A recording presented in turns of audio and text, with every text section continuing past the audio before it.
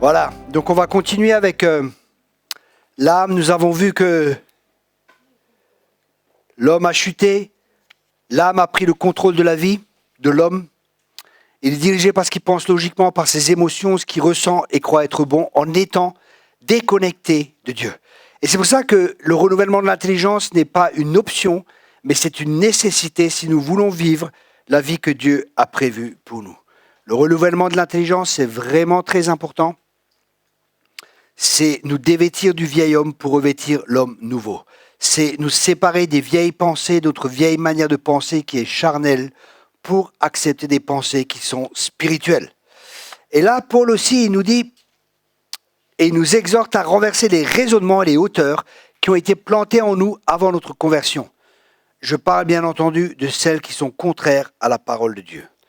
Dans 2 Corinthiens 10, verset 4, 2 Corinthiens chapitre 10, verset 4, il est dit « Car les armes avec lesquelles nous combattons ne sont pas simplement humaines, elles tiennent leur puissance de Dieu, qui les rend capables de renverser des forteresses. Oui, nous renversons les faux raisonnements, ainsi que tout ce qui se dresse prétentieusement contre la connaissance de Dieu. Et nous faisons prisonnière toute pensée pour l'amener à obéir à Christ. » Il est important que tu apprennes à penser à ce que tu penses.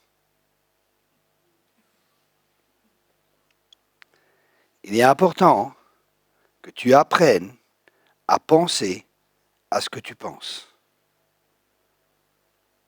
Nous pensons tout le temps. Une fois, j'avais quelqu'un en relation d'aide. Vous savez ce qu'il m'a dit ? Je discutais avec lui, au bout d'un moment, il me dit « Ah, mais je ne savais pas qu'on pouvait contrôler ses pensées. » La vie qu'il devait avoir, une vie catastrophique. Je ne savais pas que je pouvais contrôler mes pensées. La bonne nouvelle, c'est que tu peux contrôler tes pensées. Tu peux arrêter de penser à ce que tu penses pour penser à autre chose. Il y en a qui sont omnibulés par des pensées et ils pensent toujours à la même chose. Mais tu peux changer l'orientation de tes pensées. Tu as l'autorité pour cela. Ça veut dire que tu as le droit légal de changer ta manière de penser. Tu as le droit légal de penser différemment. Luther a dit, excusez-moi du terme, mais je vais être direct, c'est Luther qui l'a dit, moi je répète juste. Il a dit, tu ne peux pas empêcher un oiseau de chier sur ta tête, mais tu peux l'empêcher de faire un nid. Je répète cela. Luther était assez cru. Pour le cas, vous ne le savez pas, il avait une brasserie. Sérieux, il parlait cash, quoi. Et il dit, tu ne peux pas empêcher un oiseau de chier sur ta tête, mais tu peux l'empêcher de faire un nid. Qu'est-ce que ça signifie ? Ça signifie que tu ne peux pas empêcher que des pensées viennent, les traits enflammés du malin, c'est pour ça qu'on doit prendre le bouclier de la foi. Tu ne peux pas empêcher que des pensées viennent, et chacun de nous a des pensées négatives, ou des pensées qui ne sont pas en accord avec la parole de Dieu. Et ça peut être l'ennemi qui nous envoie des pensées, et ce n'est pas pour ça qu'il faut être accusé. Mais commencer à penser à ces pensées, et commencer à méditer sur ces pensées, c'est ça qui va faire qu'on va tomber enceinte, qu'on va engendrer quelque chose qui s'appelle ou les choses bonnes ou le péché. C'est pour ça que la méditation de la parole de Dieu est tellement importante. Que ce livre de la loi ne s'éloigne point de ta bouche, médite-le jour et nuit afin de réussir dans tout ce que tu entreprends. Méditer, c'est penser. Penser à la parole de Dieu, c'est méditer la parole de Dieu. Que tout ce qui est honorable, saint, pur, soit l'objet de vos pensées. Philippiens 4, je crois que c'est le verset 18. Et ça, c'est la volonté de Dieu pour nous. Et c'est nous qui prenons la décision où vont nos pensées. Parce que là où vont tes pensées, c'est là où tu vas.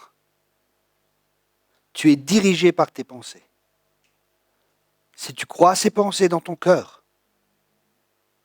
tu les mets en pratique, c'est ce que tu seras. Si par exemple tu crois que tu n'y arriveras pas, je peux te garantir et je peux te nommer prophète.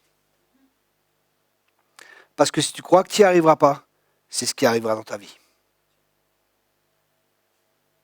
pour ça que Dieu veut qu'on pense de la bonne manière. Dieu veut que tu penses comme un gagnant. Il ne veut pas que tu penses comme un perdant. C'est pour ça que Dieu il confronte souvent. Quand Dieu vient avec Gédéon. Gédéon, vaillant héros, pardon. Vaillant héros. Hein? Qui parle, lui? Gédéon, vaillant héros. Gédéon, mais c'est moi. C'est à moi que tu parles, Seigneur. Moi, un vaillant héros. Mais je suis plus petit de ma famille. Et ma famille, c'est la dernière des dernières. Non, mais c'est pas important d'où tu viens. C'est pas important ce que les gens disent. C'est pas important ce que toi, tu crois de toi, si ce n'est pas en accord avec la parole de Dieu. C'est pour ça, Gédéon a dû accepter la parole de Dieu sur sa vie. Comme nous devons accepter la parole de Dieu sur notre vie. Parce que c'est ça qui va amener un changement, c'est ça qui va amener une transformation, parce que sa parole, elle est vivante, elle est efficace, et elle ne revient pas sans avoir accompli ce pourquoi elle a été envoyée. C'est la parole de Dieu qui va séparer l'épée de l'esprit. C'est la parole de Dieu qui va renverser les forteresses, les raisonnements et les hauteurs, et tout ce qui s'élève prétentieusement contre la connaissance de Dieu. C'est la parole de Dieu qui va changer et transformer notre vie, parce que cette parole, elle est vivante. Et les armes que nous avons, elles ne sont pas simplement humaines. Ça veut dire que nous avons des armes. Et le mot raisonnement en grec est le mot logismos. Et il s'agit là de nos propres déductions, spéculations, manières de penser non humaines qui ne sont pas renouvelées. La logique humaine. C'est logique, donc je le fais. Certaines traductions disent aussi contre tout auteur qui se dresse contre la connaissance de Dieu. Et ce mot auteur est le mot grec upsoma, qui est un dérivé du mot upsotis, qui signifie très haut. Et ce mot est appliqué à Dieu. Qu'est-ce que ça signifie concrètement pour nous? Ça signifie que notre âme s'est donc érigée à la place de Dieu. C'est ce que Satan promettait à Ève.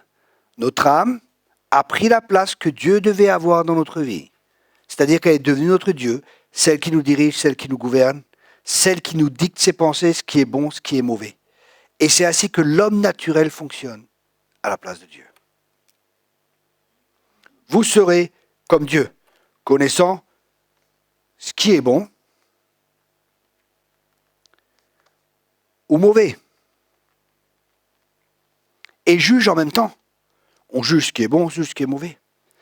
Et c'est intéressant que,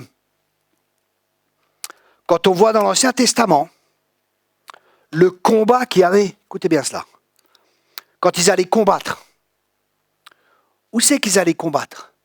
Souvent, ils allaient combattre dans les hauteurs. Pourquoi dans les hauteurs? Parce que dans les hauteurs, il y a des sacrifices qui étaient faits. Ok? À des dieux et ainsi de suite. Ça, c'est le combat spirituel. Mais pour nous, ces hauteurs, elles peuvent signifier aussi autre chose. C'est quoi le point le plus haut? Les hauteurs chez nous. Et c'est intéressant que Jésus a été crucifié à Golgotha. Golgotha signifie le mont du crâne. Ça veut dire que des choses doivent mourir là-haut pour que d'autres choses puissent naître là-haut. Renouvellement de l'intelligence. Le combat, il est dans nos hauteurs à nous. Quel Dieu avons-nous dans nos hauteurs? Qui adorons-nous dans ces hauteurs? Celui que nous adorons et celui que nous croyons va influencer toute notre vie. C'est pour ça que les cultures sont très importantes. Le mot culture vient du mot culte. Et les cultures sont créées par les dieux qu'adorent les peuples qui font un culte à ces dieux. Est-ce que nous faisons un culte au dieu argent? Ça veut dire que nous fonctionnons par la crainte de ne pas avoir assez, par la peur, par Mammon, qui est une des armes principales. Est-ce que nous faisons un culte au dieu Moloch, avec les sacrifices d'enfants, les avortements, et ainsi de suite, et ainsi de suite. Et tout ça, ça a des répercussions. Vous voyez ce qui est marqué dans l'Ancien Testament? Ils font des sacrifices d'enfants. Oui, ils font des sacrifices d'enfants. Un avortement, c'est un sacrifice d'enfant. C'est clair et net, l'enfant est vivant dès le départ. Et vous savez, le diable, il va toujours essayer de détruire dès le départ. Jésus, il a essayé de le détruire dès le départ. Moïse, il a essayé de le détruire dès le départ. C'est pour ça que nous devons détruire dès le départ. Quand des pensées négatives viennent, on doit tout de suite les amener au mont Golgotha, à la croix, là où elle meurt, pour que la pensée de Christ puisse être en nous. Et nous avons reçu la pensée de Christ, qui est complètement différente à celle de ce monde. Parce que le royaume de ce monde est différent, parce qu'il y a un autre roi qui amène une autre forme de pensée. On en a parlé dans le royaume de Dieu, quand j'ai enseigné sur le royaume de Dieu. La manière de penser du royaume de Dieu est à l'opposé des royaumes de ce monde. C'est pour ça qu'il y a un véritable combat.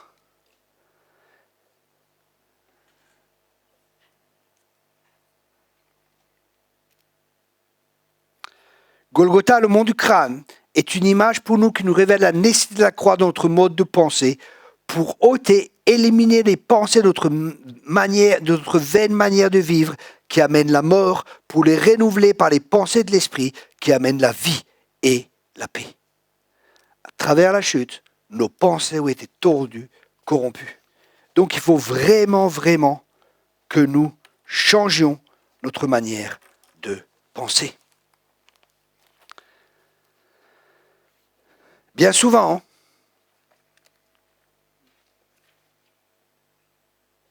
nous avons peur de changer. Quelqu'un a dit, si vos nouvelles habitudes ne vous mettent pas mal à l'aise, c'est probablement parce que vous ne faites pas vraiment les choses différemment.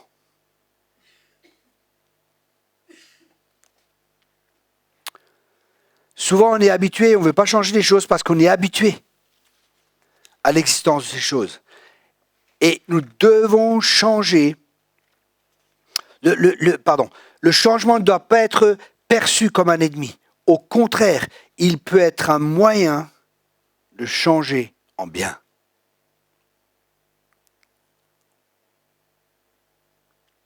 On doit vraiment changer cette manière de penser qui est on fait comme d'habitude. Pour certains, le changement est un danger.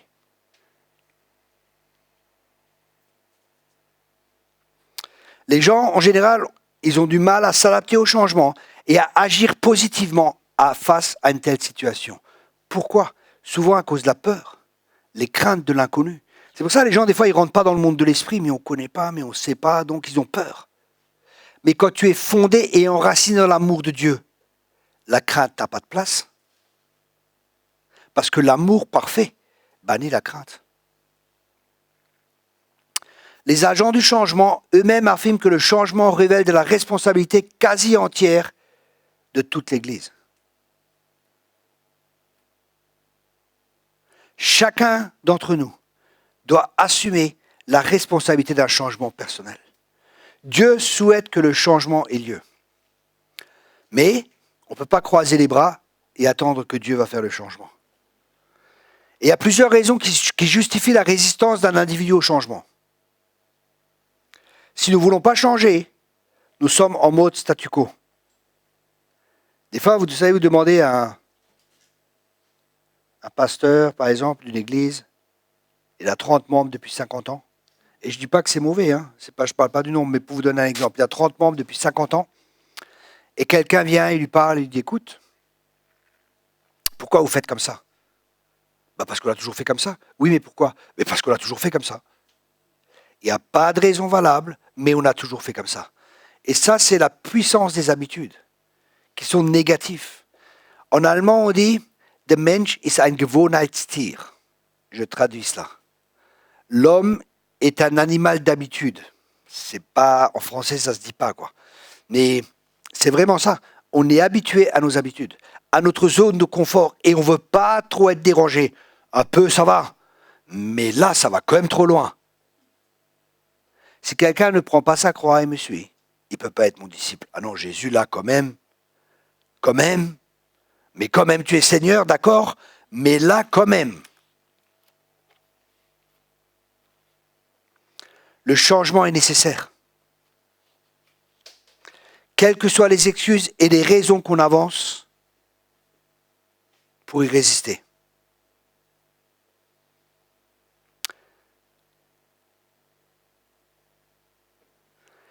Il y a quelques raisons de la résistance du changement.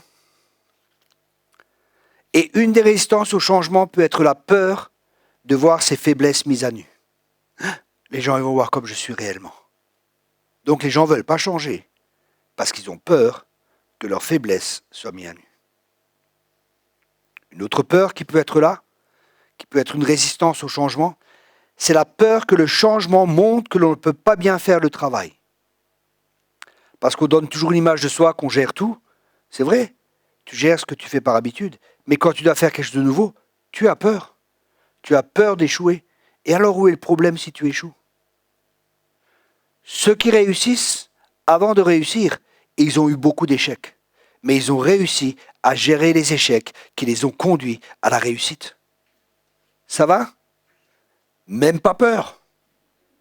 Même pas peur.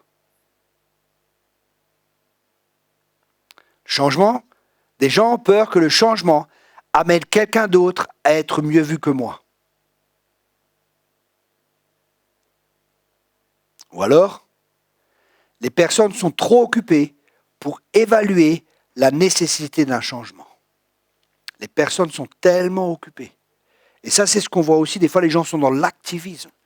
Même les églises, des fois, je vous dis, il y a des églises, je vois, j'ai dans une église, ils m'ont demandé de les coacher un peu. Et là, bon, je vais doucement, mais je vois, ils sont dans un activisme, ils sont toujours en train de faire, au lieu d'apprendre à se poser, écouter ce que Dieu a à leur dire et faire ce que Dieu leur dit de dire. Ils sont tout le temps notre orateur. Chaque orateur amène quelque chose de différent. Alors d'avoir une ligne claire et précise où ils vont aller. Mais ils n'ont pas le temps de se poser. Ils sont dans l'activisme. Le diable, s'il n'arrive pas à te freiner, il va te pousser. Le problème de beaucoup de chrétiens, c'est les extrêmes. Ou alors ils font rien du tout, ou alors ils sont tout le temps actifs. Mais ils ne sont pas dans le repos de Dieu. Mais Dieu veut qu'on rentre dans ce repos, où l'on se repose de nos propres œuvres. Où Dieu commence à faire à travers nous, et c'est là qu'on porte du fruit et du fruit en abondance. Ça peut sembler fou, hein. Mais quand Dieu a créé l'homme, il s'est reposé. Pas parce que c'était tellement dur pour lui. L'homme, ça allait, c'était la femme, après c'était un peu... Non, c'était parce que c'était tellement dur pour lui. C'est pas du tout le cas. Les femmes, vous avez pas ri, là. Hein, si quelqu'un j'ai dit, ok. Parce qu'avant, j'ai distribué un peu aux hommes. Maintenant, il faut aussi que les femmes un peu. Il faut qu'il y ait l'équilibre. Et quand Dieu a fini de créer l'homme et la femme, Dieu s'est reposé. Pourquoi est-ce que Dieu s'est reposé? Parce que Dieu ne voulait pas que l'homme le voie travailler. Et c'est important, dans la marche chrétienne, de commencer par le repos. Parce que si on n'est pas dans le repos, et qu'on fait,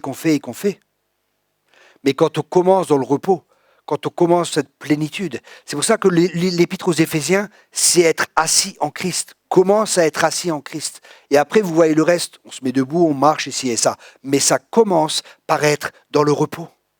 Ça commence à être assis dans la Bible, c'est une position d'autorité. C'est pour ça que quand Jésus s'est assis, c'était la mode rabbinique à l'époque, et ce n'était pas que la mode des rabbins. Quand ils enseignaient, ils s'asseyaient, c'est une position d'autorité. C'était aussi la mode dans le monde, séculier. Par exemple, quand Ponce Pilate, il a jugé Jésus, il s'est assis. Ça veut dire qu'il a pris une position d'autorité pour juger Jésus. C'est pour ça que nous sommes tous assis aujourd'hui, en position d'autorité. Vous saisissez ce que je veux partager? Et on n'a pas à avoir peur du changement. Ou alors, il y a une idée erronée qui est un empêchement au changement, c'est selon laquelle le changement n'est pas nécessaire. Mais Dieu est un Dieu en mouvement. Et nous devons suivre la nuée. Comme dans l'Ancien Testament, il suivait la nuée. Si nous ne suivons pas la nuée, on ne peut pas la manger la manne d'hier. Vous savez, il voulait manger la manne d'hier, il voulait ça. Dieu, il dit non, il faut que vous dépendiez de moi. Il faut que vous marchiez avec moi. Quand je tourne à gauche, vous tournez à gauche. Oui, mais un coup c'est à gauche, un coup c'est à droite. Et c'est vrai, c'est pas facile. Un des prophètes a prophétisé sur moi, il m'a dit, oui Thierry, un jour tu seras là, un jour tu seras là-bas, tu n'auras jamais de quelque chose de tout clair. Je dis, purée, c'est pénible quoi de marcher comme ça. Et c'est comme ça. Comme ça que je marche avec Dieu. Un jour c'est là, un jour c'est là-bas, un jour Dieu va me demander de faire ci. Je commence quelque chose, 6 mois après, je dois faire autre chose. Mais qu'est-ce qui se passe? Et ça, tac, tac, tac. Et nous devons apprendre. Et c'est pas facile pour l'être humain. Vous savez, on veut être tranquille, on a son habitude, les choses sont là. Demain, je sais ce que je vais faire, ça et ça. Après-demain, je sais, je gère ma vie, j'ai tout en contrôle. Non, non. Le Saint-Esprit doit être en contrôle. Et c'est là qu'on est dans le repos, on dit de toute façon, Dieu, c'est toi qui fais. C'est toi qui guides, c'est toi qui dirige et c'est toi qui conduis. Mais notre âme, elle est impatiente. Et il faut que tu fasses. L'âme ne va pas prier. L'âme ne veut pas que tu prennes du temps avec Dieu. Elle veut que tu fasses, ou alors elle veut que tu fasses rien du tout, ou alors elle veut que tu avances pour Dieu. C'est ça, hein? Mais c'est dans le calme et la confiance que sera notre force. Ou alors, il peut y avoir une idée erronée selon laquelle personne d'autre ne peut faire telle chose aussi bien que moi, et qu'en conséquence, il ne doit pas y avoir de changement. Personne ne fait aussi bien que moi. Ok. Ou alors un manque de foi et de confiance. Mais non, ça ne marchera pas. Mais non, il ne faut pas faire ci. Mais non, il ne faut pas faire ça. Des fois, c'est difficile. Des fois, je parle avec des gens, waouh, je me rends compte, mais je m'oppose à des forteresses qui sont énormes. Je parle avec eux et je me dis, putain, c'est pas possible ça. Oh, pourquoi ils ne le font pas? C'est tellement simple. Pour moi, c'est simple, mais pour eux, c'est une montagne. Parce qu'ils n'ont jamais fait. Vous comprenez? Ils n'ont jamais fait. Ils n'ont pas le même caractère, le même tempérament. Je suis quelqu'un, tu me dis, voilà, fais ça. Pourquoi je le fais? Il n'y a pas de problème. Je suis un peu comme Pierre. Des fois, c'est bien. C'est un avantage, mais c'est un inconvénient. Marche solo. Et moi, je marcherai solo. Parce que je dis, mais qu'est-ce que je suis en train de faire? Je suis en train de marcher solo. Qu'est-ce qui se passe? Ah, je vais couler, quoi. Mais j'aurais marché solo. Vous comprenez? Mais sans trop réfléchir. J'y vais, puis après, je réfléchis. Une fois que je suis solo, mince, qu'est-ce qui se passe? Qu'est-ce que je fais? Mais c'est pas normal, je marche solo. Et chacun est différent. L'autre, il va plus réfléchir et après, il va faire. C'est pas que l'un est bien et l'autre est moins bien, c'est que c'est différent. Et que des fois, il faut comme ça et des fois, il faut comme ça. C'est selon les tempéraments aussi. Ou alors, la peur d'échouer. Le changement pourrait mal finir. Ah non, si on fait ça, il y a des risques, et ci et ça. Le changement pourrait engendrer aussi une situation telle qu'on ait l'impression que les choses nous échappent. Maintenant, frères et sœurs, que nous avions tout sous le contrôle, nous ne pouvons pas permettre au Saint-Esprit de faire ceci ou cela. Nous ne pouvons pas permettre cela. Non mais attends, mais c'est qui dirige l'Église? C'est toi ou c'est le Saint-Esprit? That is a question. Mais parce qu'on n'arrive pas à contrôler, parce qu'on n'arrive pas à gérer, on ne laisse pas de place au Saint-Esprit. Et l'Église, au lieu d'être bâtie par Jésus, elle est faite de madom. Et là, c'est dur. Ou alors, un autre critère, c'est la paresse. Un autre critère, c'est la peur de prendre des risques. Un autre critère, c'est le fait d'être peu disposé à voir que les autres soient capables de s'adapter au changement. Et les gens, des fois, ils disent « Oh, si ça change, je vais perdre ma position de contrôle. Je ne pourrai plus contrôler. C'est plus moi qui serai en position d'autorité. Les autres ne feront plus comme ils veulent. Peut-être moi, il faudra des fois que je fasse comme eux veulent.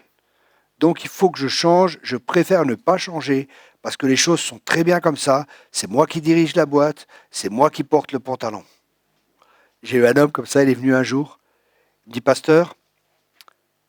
Je dis « Oui, c'est quoi votre problème ?» Il me dit « Pasteur, j'ai un problème. Je ne suis pas pasteur, hein, mais c'était comme ça. Dieu m'a délivré.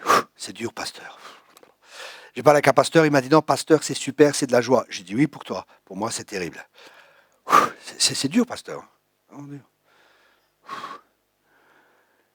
Et pasteur, qu'est-ce que je dois faire? Je dis « C'est quoi le problème ?» Il me dit « C'est ma femme qui porte le pantalon à la maison. » Je lui ai dit « Mais pourquoi tu l'as enlevé ?» C'est aussi simple que ça. Il est parti en réfléchissant. Pourquoi tu l'as enlevé? Un autre critère, c'est que les autres pourraient être embarrassés et mal à l'aise si les changements se produisent. voyez, quelqu'un qui est pastoral, il veut pas trop que les gens soient mal à l'aise, et les gens pourraient quitter l'église, et non, et ceci, c'est... Ou alors, des fois, l'accent est mis sur ce que l'on doit abandonner, plutôt sur la vision et le dessein que l'on a. Vous voyez, quand Jésus il dit, celui-là qui ne quitte pas, qui ne prend pas sa croix, me suive, hein, il n'est pas digne du royaume. Mais il nous explique aussi ce que c'est le royaume, il nous explique la vie éternelle. Et c'est pour ça que, pardon, excusez-moi, c'est pour ça que Moïse, la Bible dit qu'il a pu faire tout ce qu'il a fait, a refusé même la place du deuxième personnage le plus important au monde, parce qu'il regardait à la récompense céleste. Il regardait à une récompense qui est éternelle. L'éternité, c'est très long, hein.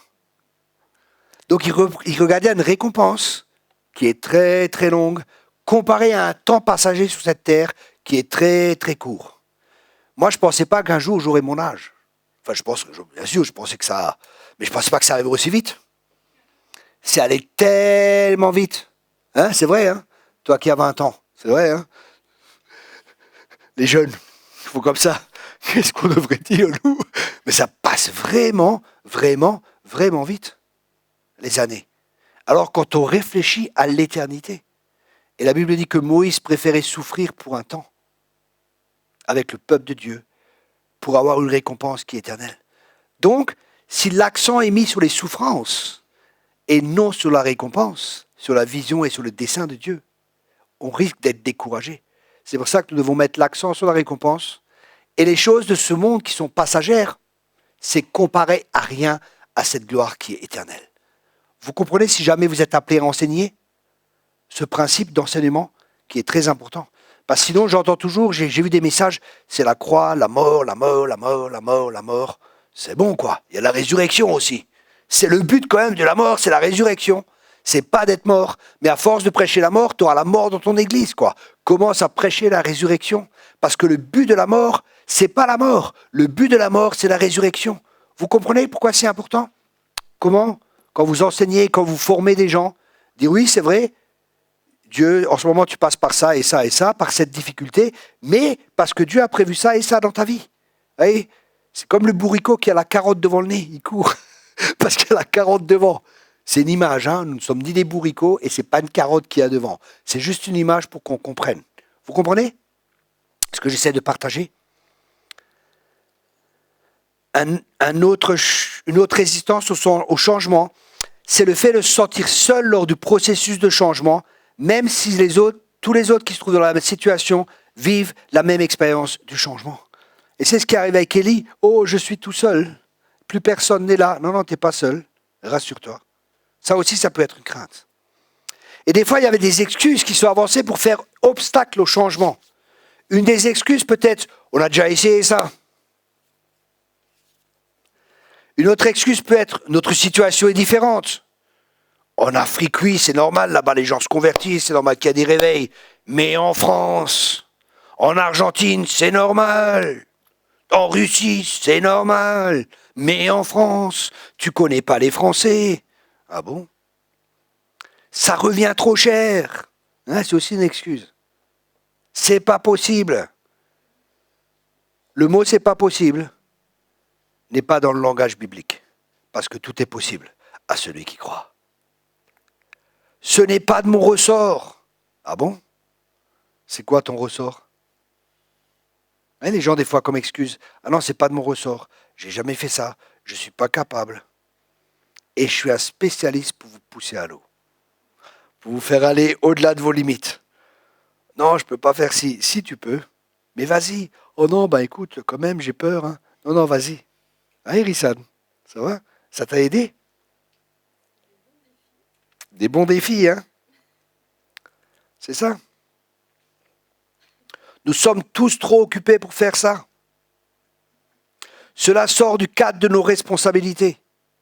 C'est un changement trop radical. Bah de proxénète, je suis devenu chrétien. C'était un peu radical, non? Ok. Nous n'avons pas le temps. Ça aussi, on l'entend souvent. Ah, t'as pas le temps? Ok. Nous n'avons pas assez d'aide. Oui, aussi, c'est tout ça, ouais. Si nous procédons à des changements, l'équipement sera dépassé. Nous avons besoin d'asseoir une commission pour examiner cela en profondeur. Ok, c'est bien, ça c'est typiquement français. Alors on discute pendant 50 ans, et 50 ans plus tard, il n'y a rien qui est changé. Notre organisation est trop petite pour changer ces choses. Et j'aime bien 2 histoires. Vous avez déjà dormi dans une chambre avec un moustique? C'est petit, pourtant ça a une sacrée influence, hein? Et c'est tout petit. Ou alors, Mère Teresa qui disait, ce qu'on fait c'est peut-être une goutte d'eau dans la mer, mais s'il n'y avait pas toutes ces gouttes, il n'y aurait pas la mer. Chacun de nous peut amener un changement dans cette société. Chacun ici. Chacun ici. Ne néglige pas les petits commencements. Amen. Ce n'est pas pratique pour les gens de l'Église. Personne n'acceptera ça.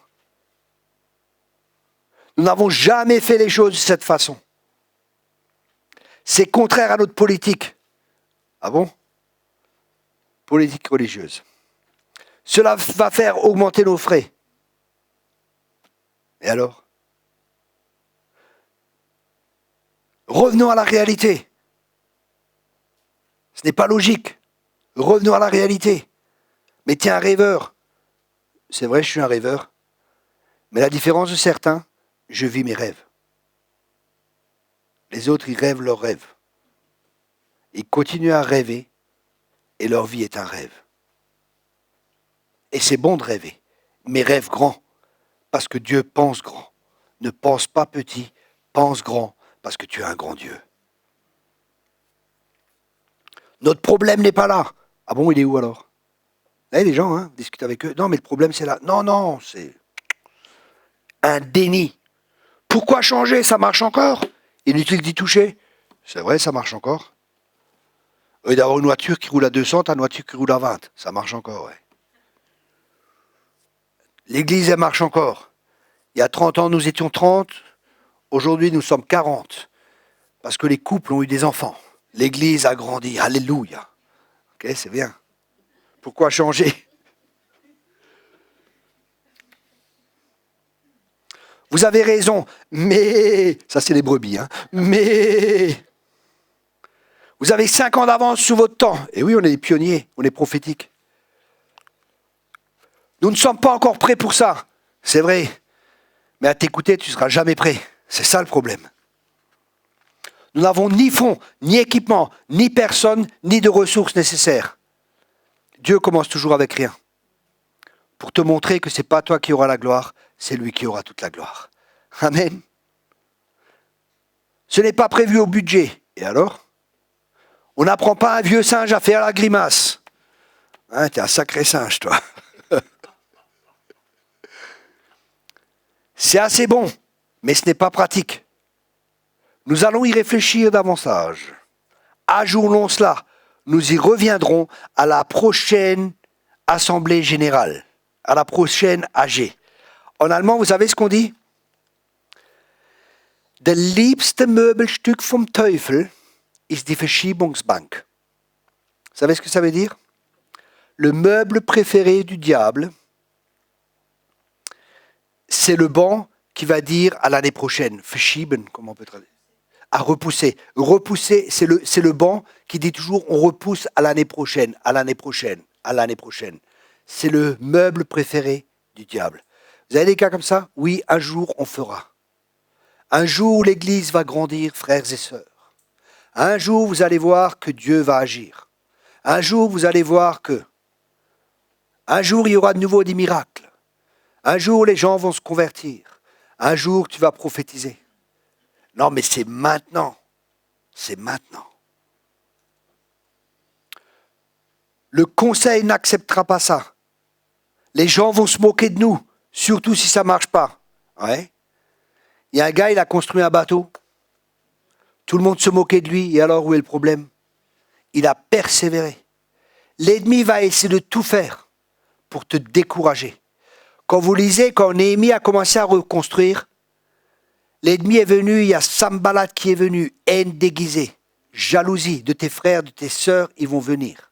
Quand tu vas commencer à reconstruire, quand tu vas commencer à faire des choses, il va essayer de te décourager, il va essayer de tout faire pour que tu arrêtes.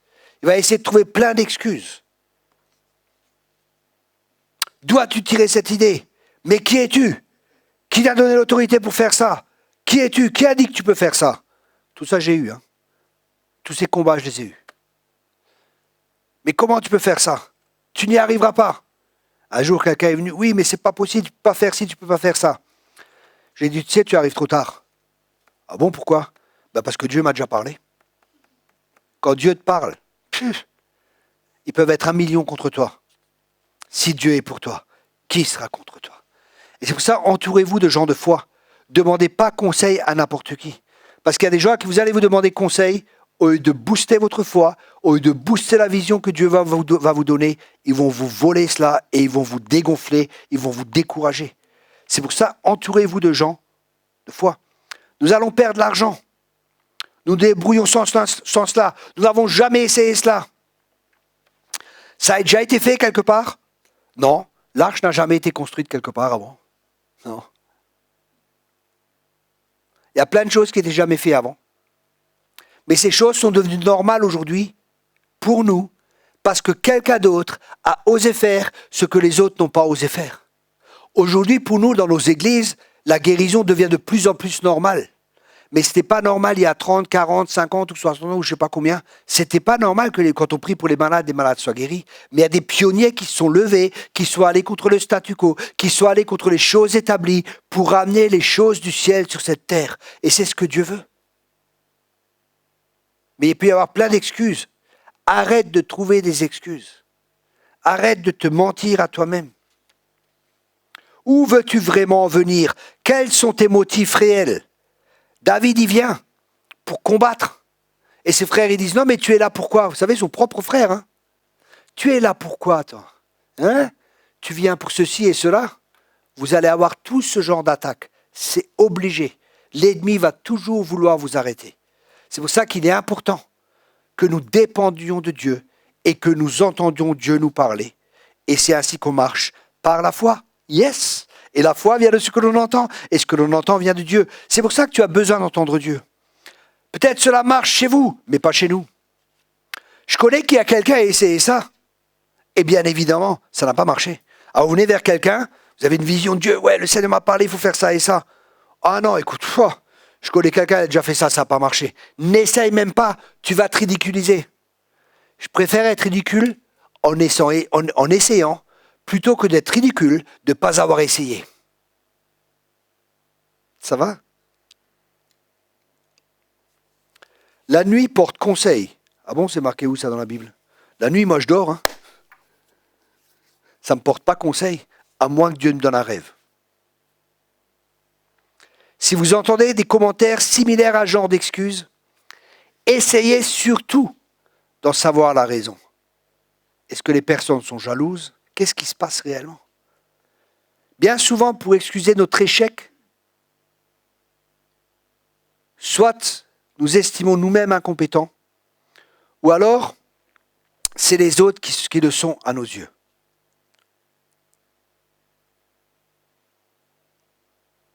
Si vous étudiez les dirigeants qui sont dans les Saintes Écritures ou les histoires de généraux ou de personnes qui ont vraiment impacté la société, qui ont impacté le monde, chacun d'entre eux fait preuve d'une incompétence qu'il admet dans un domaine particulier.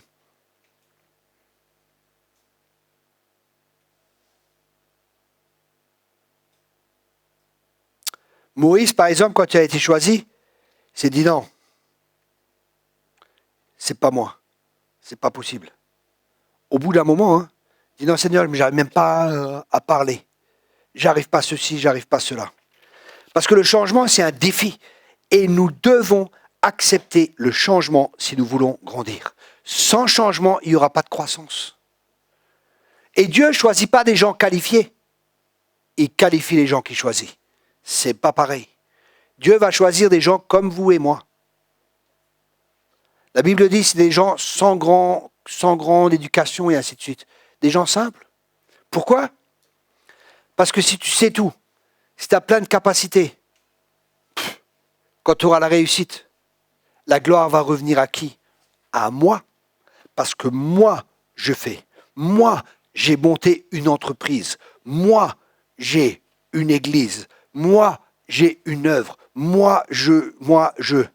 Mais quand tu sais que tu sais que tu sais, que tu es incapable et que tu dois t'appuyer sur lui, quand tu es pauvre en esprit, c'est là que quand tu réussiras, tu donneras toute la gloire à Dieu. C'est pour ça que Dieu a dit à, je crois que c'est à Abraham, et Dieu ou Moïse, Dieu rendit Abraham ou Moïse fort riche. C'était qui des deux?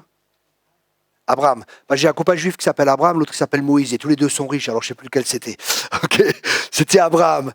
Et Dieu a rendu Abraham fort riche. Mais n'oublie pas que c'est ma force qui t'a rendu fort riche.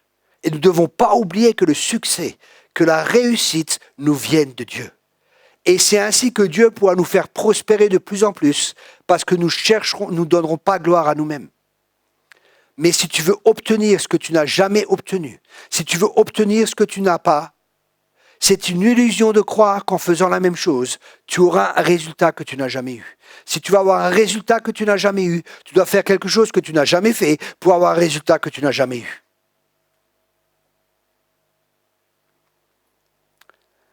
Dernièrement, on avait une réunion de leaders et on discutait sur des petits groupes et tout ça. Et c'est très simple. Si vous voulez qu'un petit groupe grandisse, il y a deux solutions. La prière et l'évangélisation. Je discutais de ça avec des leaders, hein, très spirituels. C'est très simple. La prière et l'évangélisation. Une église qui croit qu'elle va avoir une croissance si elle ne prie pas et si elle n'évangélise pas, elle se met le doigt dans l'œil jusqu'au coude. Ça ne fonctionne pas. Il y a des choses naturelles qui vont amener un changement. Si vous faites maintenant cette école, c'est pour avoir la connaissance, c'est pour qu'il y ait des changements qui soient là, pour que quelque chose se fasse dans votre vie. Allez, j'ai vu des gens, écoutez bien cela. J'étais dans une réunion, il y avait des chrétiens qui étaient là, mari et femme, tous les deux dépressifs. Ils allaient voir un psychologue, je crois. C'est psychologue ou psychiatre, un des deux. Enfin, je ne sais plus si c'était psychologue ou psychiatre. Ils dépensaient, je ne sais pas de combien, tous les mois. Le Saint-Esprit me dit, dis-leur de faire l'école. Je ne suis pas venu, le Saint-Esprit me dit de faire l'école. Je dis, écoutez, moi je vous encourage à faire l'école. Je vous encourage à faire l'école biblique. Ah ouais, c'est intéressant et c'est ça. On prend le prospectus et on verra. 6 mois après, je reviens dans le même groupe de maison. Les gens, toujours encore dépressifs, toujours en train de nourrir un psychologue ou un psychiatre, enfin de le financer, hein, toujours encore. Situation, elle n'a pas changé. S'ils avaient suivi ce conseil, s'ils avaient fait l'école, je suis sûr que quelque chose serait passé dans leur vie. Parce que le problème, c'est leur manière de penser. Le problème, c'est des guérisons qu'ils ont besoin. C'est une transformation qui peut uniquement se faire par la parole de Dieu. Un psychiatre, il peut faire une partie, ou un psychologue peut faire une partie. Mais il ne peut pas changer une personne. Vous savez, des fois, les psychologues ou les psychiatres, ils voient que votre problème, c'est la culpabilité. Ils disent, mais il ne faut pas vous culpabiliser, c'est rien de grave, et ci et ça. Mais Dieu a une autre réponse à la culpabilité. Aller vers Dieu, lui demander pardon et se repentir et saisir par la foi le pardon de Dieu. Et il n'y a plus de culpabilité. Vous comprenez? C'est pas ignorer, dire qu'elle n'est pas là, parce qu'elle est réellement là, parce que c'est un absolu de Dieu. Vous saisissez la différence? Maintenant, je ne dis pas que psychiatre ou psychologue, c'est mauvais. Hein. Ils ont une fonction. Mais celui qui guérit vraiment et qui transforme les vies, c'est Dieu. Même les médecins, je connais des médecins chrétiens, ils disent, vous savez, nous, on ne guérit pas. Nous, on soigne, mais c'est Dieu qui guérit. J'aime ça. Ça, c'est des gens humbles. Des gens humbles. Ils connaissent leurs limites. Et ils savent aussi ce que Dieu fait. Amen. Alors, tout est possible à celui qui croit en Dieu. Amen. On sert un grand Dieu. Il n'y a pas de limite. Dieu veut que tu ailles au-delà de ce que tu peux espérer. Alors ne nous fixons pas, ne croyons pas à ces mensonges et arrêtons de nous chercher des excuses. Vous savez, j'ai dans la vente, hein, le gars il avait écrit un livre justement, et ce livre s'appelle Les excuses, et il parle de ça. trouver plein d'excuses pour pas être à l'heure, trouver des excuses pour ceci, trouver des excuses. Et nous sommes des spécialistes pour trouver des excuses. Oui, mais s'il n'y avait pas eu ci, oui, mais s'il n'y avait pas eu ça, on se laissait de justifier. Oui, mais tu comprends. Tu sais, si je suis comme ça, c'est parce que mon hamster, mon canari, on va mettre la faute sur tout le monde, mais on ne prendra pas la responsabilité. Tant que nous ne prenons pas la responsabilité pour notre vie, il n'y aura pas de changement.